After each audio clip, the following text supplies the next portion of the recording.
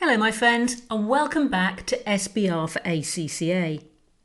Today we're going to have a look at a couple of sessions that cover about 3 topics which are absolutely fundamental to the SBR paper, and you're going to see that these topics are going to come out in several of the questions that you'll be looking at. Now let's just give you a very quick overview of what we're going to be considering. So first of all,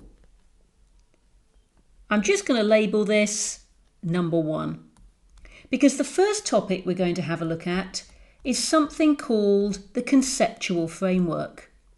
Now you will have come across this before in your studies, and we need to look at it again because what it does, it gives you some really useful information to be able to use in exam questions that ask you how to account for certain transactions.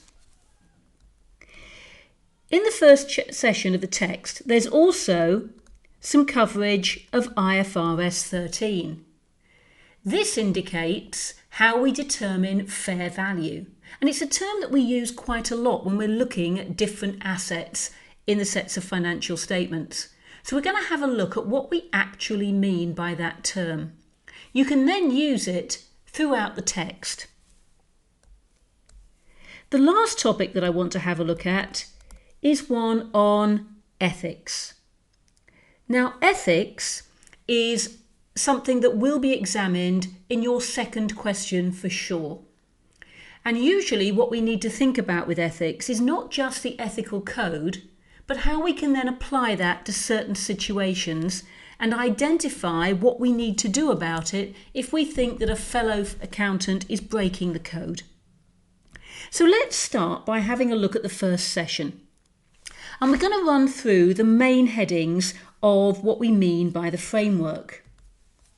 Now, the framework itself is probably a good place to start.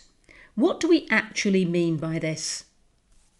Well, the conceptual framework is often just called the framework, and it's been updated fairly recently to make it a little bit more relevant for today's accounting climate.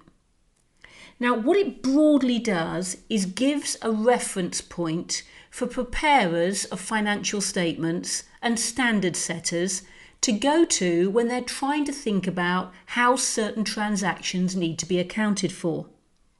The fact that we have this framework means that there's then consistency across all organisations and all standard setters that use international standards to make sure that there's consistency and comparison